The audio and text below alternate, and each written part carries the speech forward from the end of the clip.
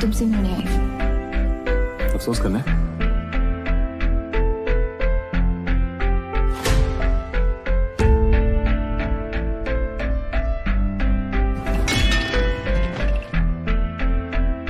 इतनी हेल्प की मेरी। मैं नहीं आऊंगा। आशिकी 3, राइटर नेहा मिश्रा, एंकर नितिन दहिया। कहानी में होगी न्यू एंट्री। क्या राहुल की यादों से उभर पाएगी आरोही? कौन करेगा आरोही की मदद? क्या आरोही को आएगा गुस्सा? हेलो दोस्तों, मैं नितिन आपका स्वागत करता हूं बॉलीग्रैड स्टूडियोज में। एक फिल्म जिसने बॉलीवुड में रोमांटिक मूवीज की वैल्यू को बढ़ा दिया, एक फिल्म जिसने लोगों को प्यार करना सिखा दिया।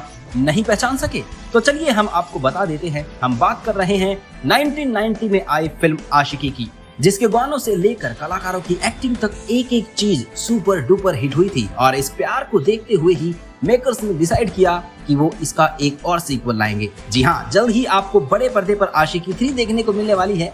तो चलिए आज हम आपको इस फिल्म की कहानी सुनाते हैं। इस कहानी की शुरुआत आशिकी 2 की कहानी के बाद 5 साल की लीप के साथ होगी। एक बड़े अवार्ड फंक्शन से घर वापस आने के बाद आरोही अपने कमरे की बालकनी में बैठी है और कुछ सोचने लगती है। तभी हल्की सी हवा चलती है और वो अपनी आंखें बंद कर लेती है। वो देखती है कि राहुल उसके सामने है और उसे कह रहा है, आरोही देखना, एक दिन ऐसा आएगा कि जब तुम यहाँ स्टेडियम के बिल्कुल सेंटर में खड़ी होगी और तुम्हारे आसपास हजारों लाखों लोग बैठे होंगे जो चीख चीख के सिर्फ एक ही नाम ले रहे होंगे, आरोही आरोही आरोही। और वो हंसने लग जाती है। लेकिन जैसे ही वो अपनी आंखें खोलती है तो दीवार पर राहुल की फोटो पर हार चढ़ा हुआ दिखता है। अगले दिन वो ब्रेकफास्ट के लिए नीचे जाती है, जहां डाइनिंग टेबल पर उसके साथ उसके पापा और माँ बैठे होते हैं। तभी वहां विवेक आता है और कहता है, मैं 3रे फ्लोर पर था और मुझे वहां से आलू के पराठे की खुशबू आ गई थी, तो सोचा क्यों ना आंटी के हाथ के बने पराठे भी खा लूं। आरोही की माँ कहती है, अरे क्यों नहीं बेटा, तुम ना भी आते तो मैं आरोही के हाथ से तुम्हारे लिए टिफिन भिजवा देती।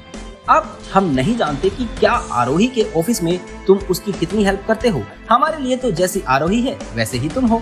सब ब्रेकफास्ट कर ही रहे होते हैं कि तभी आरोही की माँ कहती है, आरोही बेटा, कल उषा जी घर आई थी, कह रही थी कि मीनार बिल्डिंग में रहने वाले शर्मा जी का बेटा IAS बन गया है और उसकी पोस्टिंग यही मुंबई में हो गई है।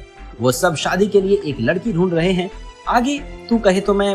तभी आरोही चिढ़ते हुए बोलती है, माँ मैं आपको बहुत पहले बता चुकी हूँ कि आप मेरे रिश्ते की चिंता मत करिए, क्योंकि मुझे किसी के साथ की जरूरत नहीं है। माँ मुझे शादी नहीं करनी है, मैं आपसे कितनी बार कहूँ।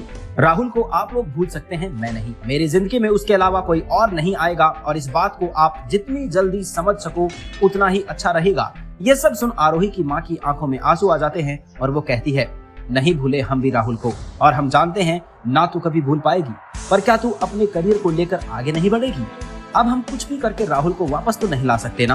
तेरे सामने भी अभी पूरी जिंदगी बाकी पड़ी है जिसमें तुझे किसी के साथ की जरूरत होगी। मैं और तेरे पापा आज हैं कल नहीं है। क्या तू यही अकेले पूरी जिंदगी काटेगी?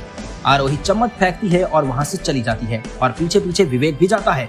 दोनों ऑफिस पहुँचते हैं और आरोही अपने कैबिन में जाकर रोने लगती है।